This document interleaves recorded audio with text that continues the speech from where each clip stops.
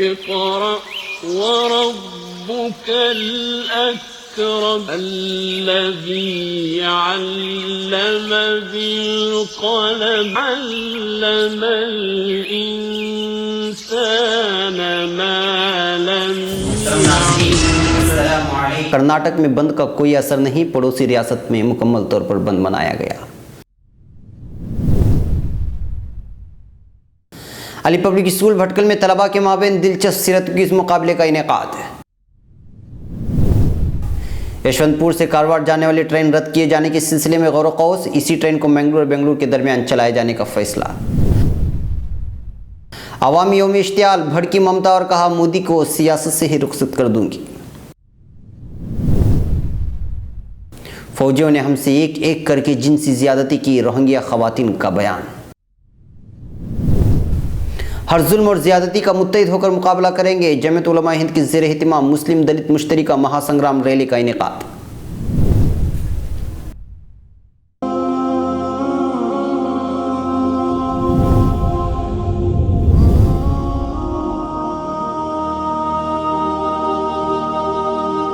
चलो अजमेर शरीफ की बात करते हैं।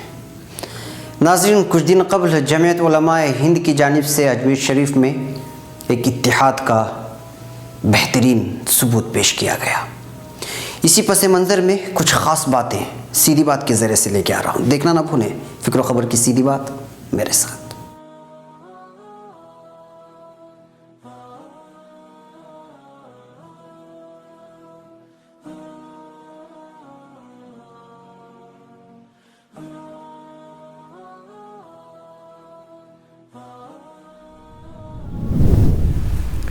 नाज़रीन, अब खबरें तफसील से। भटकल मरकज़ी हुक्मरान पार्टी बीजेपी के आवाम के लिए मुश्किलात खड़ा कर देने वाले 500 और 1000 के नोटों पर पाबंदी आयद करने के फैसले के खिलाफ हिज़्ब मुखालिफिन की जानिब से आज आक्रोश दिन मनाने का ऐलान किया गया था, जबकि इस आक्रोश दिन को बंद मनाने के तौर पर आम किया गया, जबकि बंद मनाने का ऐलान किसी भी हिज़्ब मुखालिफ से नहीं किया गया था।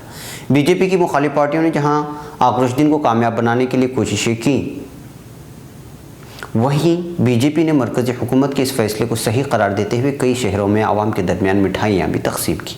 एहतिजाज का असर पड़ोसी रियासत केरला में मुकम्मल तौर पर नज़र आया, जहां सरकारी व गैर सरकारी बस सर्विसेज मुकम्मल तौर पर बंद रहीं, जिससे बस अड्डे सुनसान नजर आए। बंद की वजह से आज आवाम ने बसों के अलावा रेल से भी सफ़र नहीं किया। रेलवे स्टेशन पर सन्नाटे ने अपना डेरा डाले रखा और लोगों ने रेल से भी सफ़र न करके हुकूमत के इस फैसले के खिलाफ अपना एहतिजाज दर्ज कराया। कई स्कूलों में छुट्टी का ऐलान किया गया था, लेकिन जिन स्कूलों में छुट्टी का ऐलान नहीं किया वहां ट्रांसपोर्ट की सहूलियत ना होने की वजह से तलबा की अक्सरियत स्कूल नहीं पहुंच पाए। रियासत कर्नाटक में इस बंद का कोई खास असर नज़र नहीं आया। आज मामूल के मुताबिक सरकारी और निजी बस सर्विस, टेम्पो सर्विस और दीगर गाड़ियाँ सड़क पर दौड़ती हुई नजर आईं। तिजारती मराकज़ के साथ साथ स्कूल भी खुले रहे। भटकल में कांग्रेस ब्लॉक कमेटी की जानिब से रैली निकाली गई, जो शमसुद्दीन सर्कल से होते हुए असिस्टेंट दफ्तर तक पहुंची, जहां असिस्टेंट कमिश्नर को याददाश्त पेश की गई। याददाश्त में उन्होंने मरकज़ी हुकूमत की जानिब से लिए गए इस फैसले को जल्दबाजी का फैसला करार देते हुए इससे होने वाले नुकसानात और आम आवाम को पेश आ रही दुश्वारियों का तस्करा किया। भटकल चौथी जमात से लेकर 7वीं जमात के तलबा के दरमियान सीरत क्विज़ मुकाबले का इनेकाद अली पब्लिक स्कूल के जनाब मोहतशम अब्दुल गनी हाल में किया गया, जिसमें तलबा ने बेहतरीन कारकर्दगी पेश की। तलबा के सामने सवालात बज़र प्रोजेक्टर पेश किए गए। इस मुकाबले में अव्वल मकाम 6ठी जमात ए और दुआ मकाम 4ठी जमात सी ने हासिल किया। फ़िक्र ख़बर के मुताबिक इस मुकाबले में शिरकत के लिए मज़कूरा जमातों के तमाम सेक्शन के हर तालिब इल्म को कुछ सवाल दिए गए हैं। उनके दरमियान पहले मुकाबले का इनेकाद किया गया था, जिसमें हर दर्जे की नुमाइंदगी के लिए 5 तलबा का इंतखाब किया गया, जिसके बाद हर टीम ने अपने दर्जे की नुमाइंदगी की। फाइनल मुकाबला दोनों टीमों ने यकसा नंबरात हासिल किए थे, जिसके बाद इनके दरमियान आज़ाद सवालात किए गए, जिसमें भी बहुत दिलचस्प मुकाबला हुआ और अव्वल मकाम 6ठी जमात ए और दुआ मकाम 4ठी जमात सी ने हासिल किए। इस मौके पर अली पब्लिक स्कूल के बानी व नाज़िम मौलाना मोहम्मद इलियास नदवी ने तलबा को मुखातब करते हुए मुबारकबादी पेश की और उन्हें इनामात दिए जाने का भी ऐलान किया। मलहूज़ है कि गुज़श्ता हफ्ते 4ठी जमात से लेकर 7वीं जमात के तालिबात के दरमियान भी सीरत क्विज़ मुकाबले का इनेकाद किया गया था, जिसमें 5वीं जमात सी और 7वीं जमात बी ने पहला मकाम और दूसरा मकाम 6ठी जमात बी ने हासिल किया। इससे कबल जुमेरात के रोज़ पहली जमात से तीसरी जमात तक दुआएं मुकाबले का इनेकाद भी किया गया था। कारवार कोंकण रेलवे कॉरपोरेशन यानी KRCL और साउथ वेस्टर्न रेलवे SWR ने रेलवे बोर्ड को यशवंतपुर से कारवार के दरमियान हफ्ते में 3 मरतबा चलने वाले ट्रेन को रद्द करने की दरख्वास्त की है। उनका मानना है कि इसमें 20% से भी कम मुसाफिर सफ़र करते हैं, जिससे रेलवे को नुकसान पहुंच रहा है।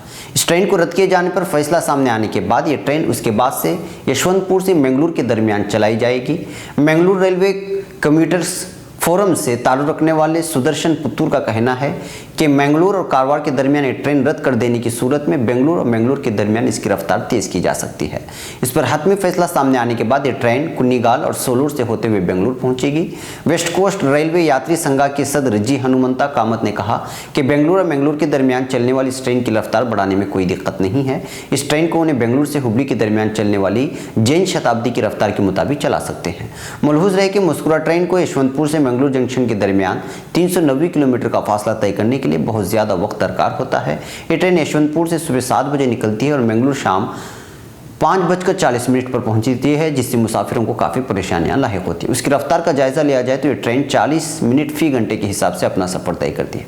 सकलेशपुर और सुब्रमण्यम का 55 किलोमीटर का एक घाट का फैसला 2 घंटे 10 मिनट में 26 किलोमीटर फी घंटे के हिसाब से तय करती है और कबाड़ा, पुत्तूर और मंगलूर की 40 से 44 किलोमीटर की मसाफत तय करने के लिए उसे 2 घंटे 25 मिनट दरकार होते हैं, जिसका हिसाब लगाने पर इस रूट पर यह ट्रेन सिर्फ 19 किलोमीटर फी घंटे के हिसाब से मसाफत तय करती है। नई दिल्ली, नोटबंदी के खिलाफ अपोजिशन आज मुल्क भर में अवामी यौम इश्तियाल मनाया। ताहम इसे लेकर अपोजिशन 2 हिस्सों में बढ़ती हुई नजर आई। नोटबंदी पर कांग्रेस समेत कई अपोजिशन जमातों ने जन आक्रोश दिवस बनाया। इसके जरिए अपोजिशन हुकूमत को नोटबंदी के मामले पर घेरने की कोशिश की। उधर बायां महाज ने 12 घंटे का भारत बंद मनाया है, लेकिन ममता बनर्जी, जेडीयू और कांग्रेस समेत कई पार्टियां नोटबंदी पर बंद के खिलाफ हैं, जबकि बंद का ऐलान ही नहीं किया गया था। तहम अवामी यौम इश्तियाल के जरिए हुकूमत को अपनी ताकत दिखा रहे हैं। दिल्ली से लेकर पटना और कलकत्ता तक अपोजिशन की तरफ से मार्च निकाला जा रहा है। इस मौके पर ममता ने कहा कि ममता ने ज़बरदस्त तरीके से नाज़ेबाजी की। अवामी यौम इश्तियाल भड़की ममता और मोदी को सियासत से रुखसत कर देने की धमकी दे डाली। ममता ने कहा, मुल्क के बैंकों में पैसा नहीं है, यही वज़ीर आज़म का प्लान है। किसान और यौमिया मजदूर सबसे ज़्यादा मुतासिर हैं। मुल्क के आवाम को वज़ीर आज़म को करारा जवाब देना चाहिए। ये महीना ख़त्म होने जा रहा है, लेकिन लोगों को उनकी सैलरी कैसे मिलेगी? मार्केट, फिल्म, थिएटर सब कुछ मुतासिर हुआ है, लेकिन पीएम ने आम आदमी की परवाह नहीं की। मैं मुल्क में आमिरत नहीं चलने दूंगी, मैं पीएम मोदी को सियासत से बाहर करके रहूंगी। यंगून, म्यांमार से फरार होने वाली खातून हबीबा ने कहा है कि म्यांमार के फौजियों ने उसे और उसकी 18 साल बहन समीरा को एक एक करके जिनसी ज़्यादती का निशाना बनाया। ये दोनों बहनें तशद्दुद से फरार होकर बांग्लादेश में पनाह लिए हुए हैं। गैर मुल्की खबर रसां इदारे के मुताबिक म्यांमार के रोहिंग्या मुस्लिम बरादरी से ताल्लुक़ रखने वाली जवां साल हबीबा ने बताया कि फ़ौजियों ने उसे और उसकी बहन समीरा को बांध कर बारी बारी उन्हें जिनसी ज़्यादती का निशाना बनाया। उन ख़वातीन ने अपनी दर्द भरी कहानी सुनाते हुए बताया कि उनके साथ होलनाक वाक़या उनके गाँव वोवरनाक में पेश आया। हबीबा के बकौल पहले म्यांमार के फ़ौजियों ने उन्हें ज़्यादती का निशाना बनाया और फिर उनका घर भी नजर आतिश कर दिया। ये दोनों बहनें अपने भाई हाशिम अल्लाह के साथ फरार होकर बांग्लादेश पहुंचने में कामयाब हो चुकी।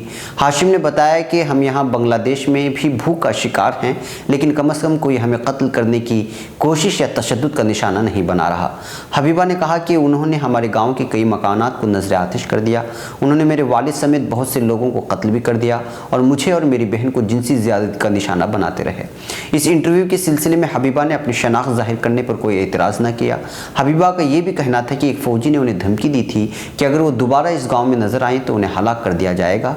उन्होंने कहा कि वो अपने गांव को छोड़ने पर मजबूर हो गए थे, इसलिए उन्होंने बांग्लादेश का रुख किया।